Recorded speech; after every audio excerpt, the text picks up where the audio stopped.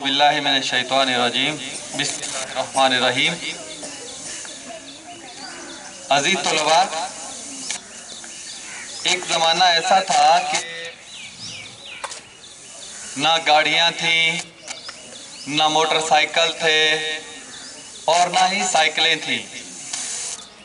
लोग एक जगह से दूसरी जगह ऊँटों पर जाया करते थे, घोड़ों पर जाते थे और हज करने भी काफिलों की सूरत में जाते थे। लोग ऊँटों के काफिले, साथ घोड़े होते और कई माह लग जाते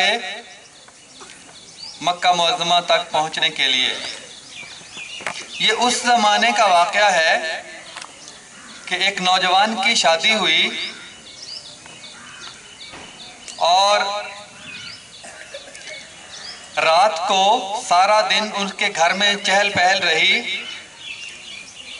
और जो ही सूरज ढला उसने कहा अपनी बीवी से, दुल्हन से, कि अब हम खाना खाते हैं। वो खाने का थाल भर के लाया और उसने अपनी बीवी से कहा कि आओ हम खाना खाते हैं। दुल्हन ने कहा, उसकी बीवी ने कहा कि मैं देख रही हूँ सुबह से कि आपकी वालिदा भी भूखी हैं, आपकी माँ ने अभी तक खाना नहीं खाया, तो हम तीनों मिलके खाना खाते हैं, आपकी वालिदा को भी खाने में शरीक करते हैं।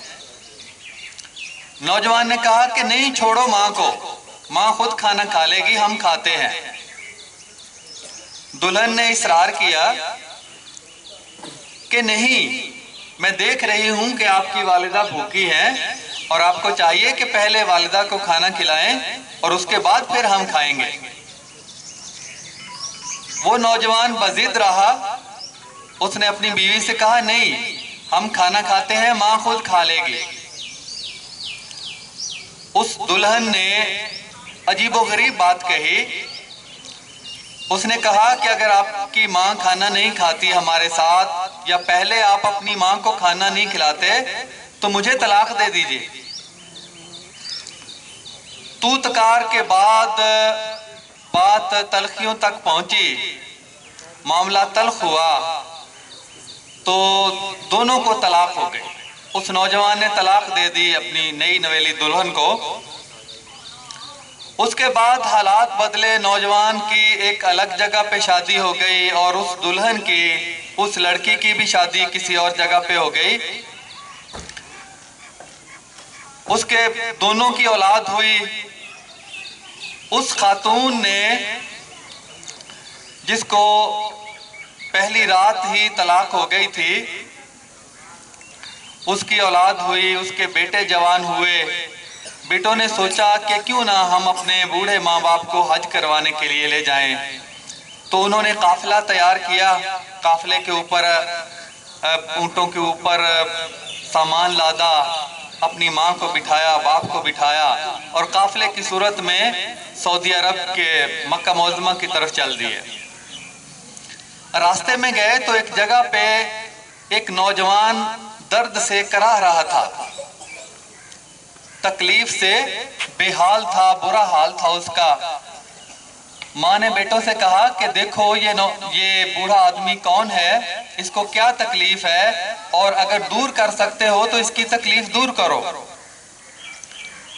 उसके बेटों ने देखा कि वो वही नौजवान था जिसकी उस औरत के साथ, उस दुल्हन के साथ शादी हुई थी।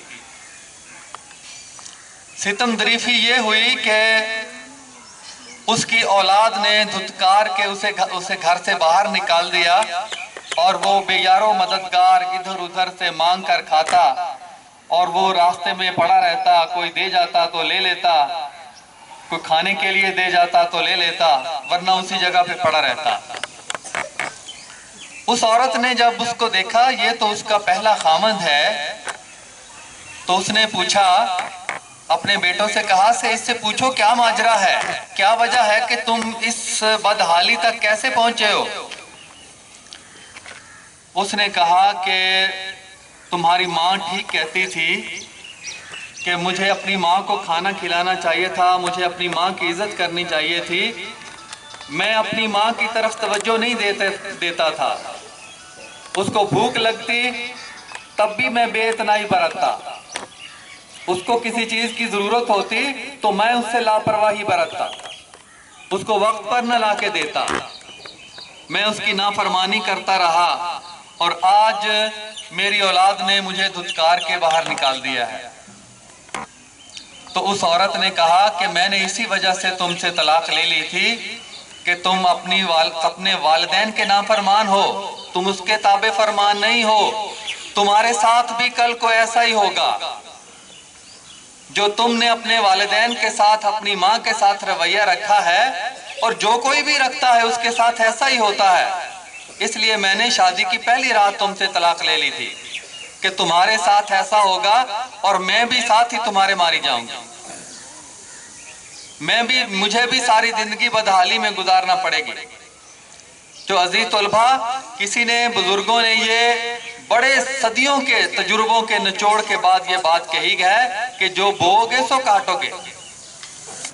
جو تم اپنے والدین کے ساتھ رویہ رکھو گے، بڑے ہو کر تمہارے ساتھ بھی وہی آئے گا، تمہارے ساتھ بھی وہی کچھ ہوگا۔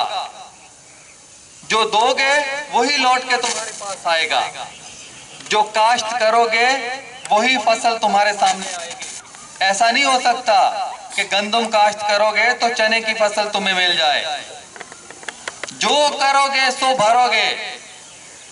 اور عزیز بچوں، یہ واقعات ایسے نہیں ہیں، یہ عربی سے کہانی آئی ہے اردو میں۔ تو میں آپ سب سے گزارش کرتا ہوں، یہ بڑے بچوں سے بھی اور بالکل چھوٹے بچوں سے بھی، کہ یہ وقت ہے، یہ موقع ہے، آپ اپنے والدین کی خدمت کر سکتے ہیں، ان کا کہا مان سکتے ہیں، ان کے پاؤں دبا سکتے ہیں، ان کو کوئی بھی کام، کوئی بھی ضرورت ان کو پڑتی ہے تو بھاگ کے وہ ضرورت پوری کر سکتے ہیں۔ یہ وقت تیزی سے نکلتا جا رہا ہے، ایسا نہ ہو کہ آپ ہماری عمر کو پہنچ جائیں اور پھر پچھتاوے کے سوا آپ کے پاس کچھ اور نہ رہ جائے۔ میری اللہ سے دعا ہے کہ اللہ تعالی ہمیں اپنے والدین کی خدمت اور عزت اور احترام کرنے کی توفیق عطا فرمائے۔ وما علینا الا البلاغ المبین۔